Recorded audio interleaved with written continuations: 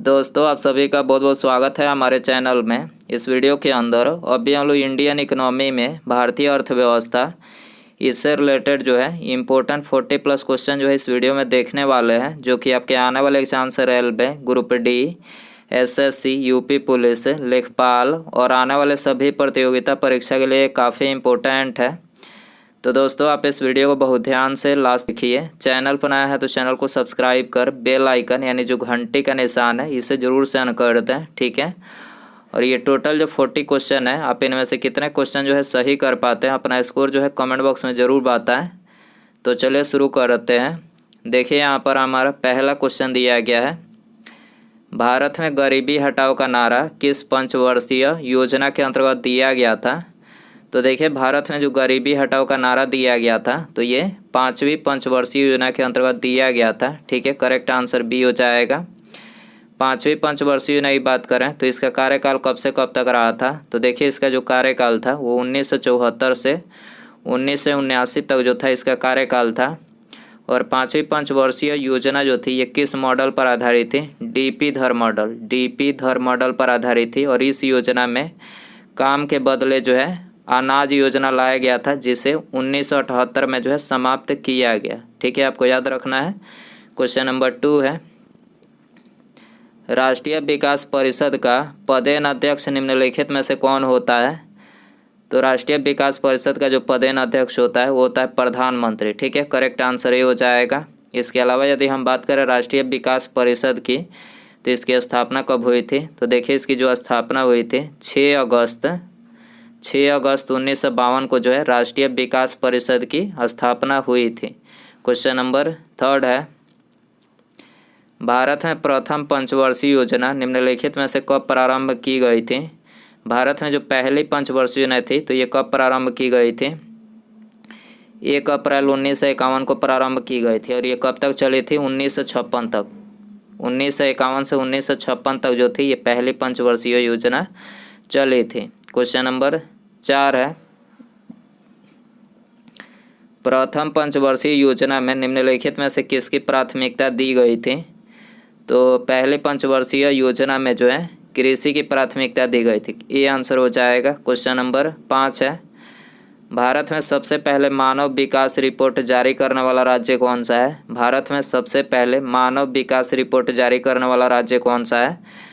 तो ये है मध्य प्रदेश राज्य, ठीक है। करेक्ट आंसर सी हो जाएगा। क्वेश्चन नंबर 6 है, भारत में सामुदायिक विकास कार्यक्रम निम्नलिखित में से कब आरंभ हुआ था। तो देखिए, ये आरंभ हुआ था 2 अक्टूबर 1952 को। भारत में सामुदायिक विकास कार्यक्रम 2 अक्टूबर 1952 को जो है आरंभ हुआ था, डी आंसर हो जाएगा। क्वेश्चन नंबर 7 है, निम्नलिखित में से किस राज्य के दौरान भारत में हरित क्रांति का आगमन हुआ था। भारत में हरित क्रांति का आगमन किस योजना के दौरान हुआ था। तो ये हुआ था योजना अवकाश काल के दौरान, ठीक है। डी आंसर हो जाएगा। क्वेश्चन नंबर 8 है, बोकारो इस्पात संयंत्र की स्थापना किस देश के सहयोग से की गई थी।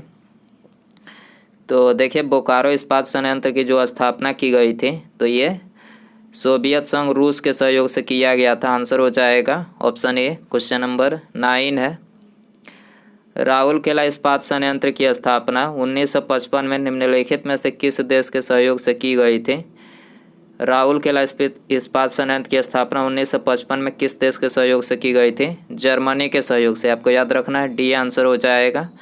क्वेश्चन नंबर 10 है, भारत में राष्ट्रीय आय की गणना किस संगठन के द्वारा किया जाता है। भारत में राष्ट्रीय आय की गणना किस संगठन के द्वारा जो है किया जाता है।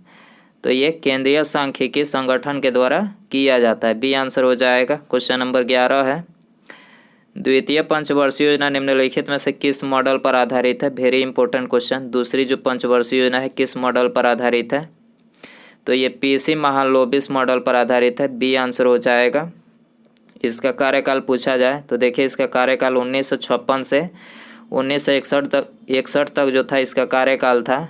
और इस योजना के दौरान जो है Bhilai, Durgapur, Rourkela integral coach factory और चितरंजन लोकोमोटिव की स्थापना जो है मतलब द्वितीय पंचवर्षीय योजना के दौरान किया गया था। क्वेश्चन नंबर 12 है, द्वितीय पंचवर्षीय योजना में किस क्षेत्र के विकास पर सर्वाधिक बल दिया गया था? दूसरी जो पंचवर्षीय योजना थी तो इसमें किस क्षेत्र के विकास पर सर्वाधिक बल दिया गया था? तो ये उद्योग क्षेत्र के विकास पर सर्वाधिक बल दिया गया था। सी आंसर हो जाएगा। क्वेश्चन नंबर 13 है, निम्नलिखित में से किस इस्पात संयंत्र की स्थापना द्वितीय पंचवर्षीय योजना के दौरान किया गया था? तो दूसरी पंचवर्षीय योजना के दौरान जो है ये भिलाई इस्पात संयंत्र, राउरकेला और दुर्गापुर यानी तीनों इस्पात संयंत्र की स्थापना जो है दूसरी पंचवर्षीय योजना के दौरान किया गया था। तो ये सभी यहाँ पर करेक्ट हो जाएगा। क्वेश्चन नंबर 14 है, पंचवर्षीय योजना के इतिहास में भारत की सर्वाधिक असफल योजना किस योजना को माना जाता है? तो सर्वाधिक असफल योजना किस योजना को माना जाता है? तृतीय योजना को। ठीक है, आंसर हो जाएगा बी। इसका कार्यकाल कब से कब तक रहा था? तो 1961 से 66 तक इसका कार्यकाल था। ठीक है, और ये किस मॉडल पर आधारित थी? महालोबिस मॉडल पर आधारित थी।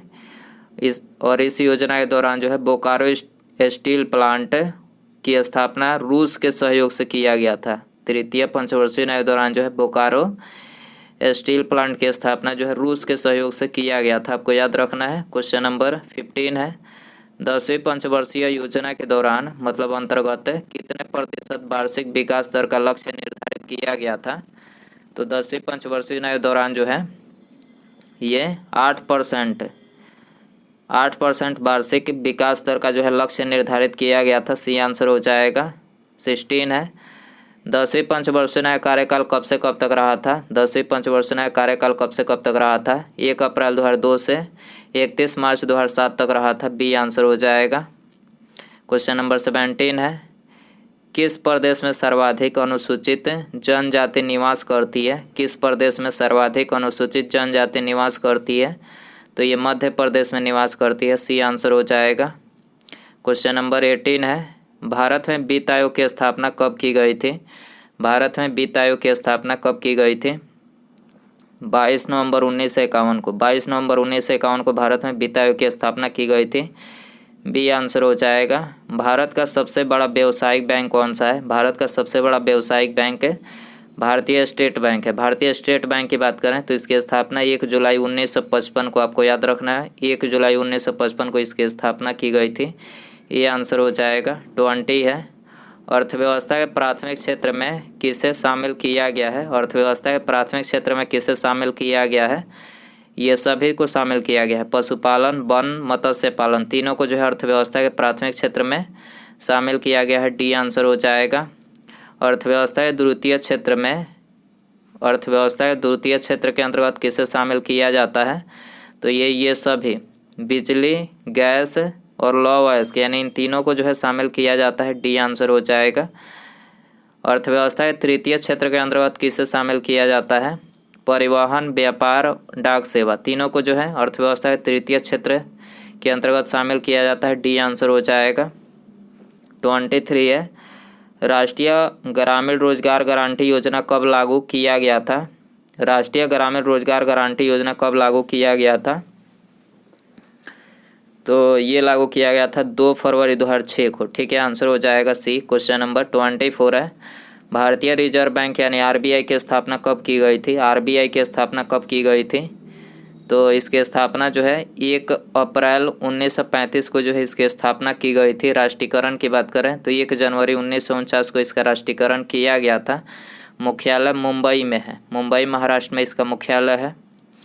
स्टेट बैंक ऑफ इंडिया यानी एसबीआई का राष्ट्रीयकरण कब किया गया था? एसबीआई का राष्ट्रीयकरण कब किया गया था? 1 जुलाई 1955 को एसबीआई का राष्ट्रीयकरण किया गया था। सी आंसर हो जाएगा। राष्ट्रीयकरण 1 जुलाई 1955 को किया गया था, याद रखना है। बुल एंड बियर शब्द किससे संबंधित है? बुल एंड बियर शब्द किससे संबंधित है? शेयर बाजार से, शेयर बाजार से संबंधित है। बी आंसर हो जाएगा। वैट निम्नलिखित में से किस प्रकार का कर है? वैट किस प्रकार का कर है? तो ये अप्रत्यक्ष कर है। ये आंसर हो जाएगा। भारत में वैट कब से लागू हुआ था? भारत में वैट कब से लागू हुआ है? तो ये लागू हुआ है 1 अप्रैल 2005 से। सी करेक्ट हो जाएगा। क्वेश्चन नंबर 30 है, सेवा क्षेत्र अर्थव्यवस्था किस क्षेत्र को कहा जाता है? सेवा क्षेत्र अर्थव्यवस्था किस क्षेत्र को कहा जाता है? तृतीयक क्षेत्र को कहा जाता है। सी आंसर हो जाएगा। प्रत्यक्ष कर निम्नलिखित में से क्या है? प्रत्यक्ष कर निम्नलिखित में से क्या है? तो देखिए यह है उपरोक्त में सभी आयकर, संपत्ति कर, उपहार कर, तीनों जो है प्रत्यक्ष कर है। उपरोक्त सभी यहाँ पर करेक्ट हो जाएगा।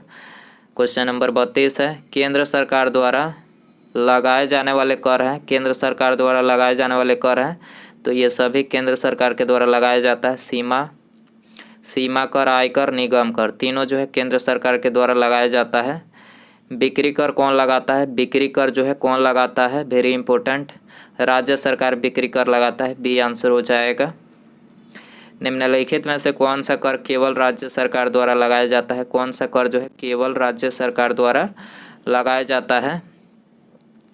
तो ये लगाया जाता है मनोरंजन कर, केवल राज्य सरकार द्वारा लगाया जाता है। बी आंसर हो जाएगा। क्वेश्चन नंबर 35 है, 1 रुपये के नोट पर किसके हस्ताक्षर होते हैं? 1 रुपये के नोट पर किसके हस्ताक्षर होते हैं? वित्त मंत्रालय के सचिव के हस्ताक्षर होते हैं। बी आंसर हो जाएगा। भारत का सबसे बड़ा वाणिज्यिक बैंक कौन सा है? भारत का सबसे बड़ा वाणिज्यिक बैंक कौन सा है? SBI सबसे बड़ा वाणिज्यिक बैंक है। सी आंसर हो जाएगा।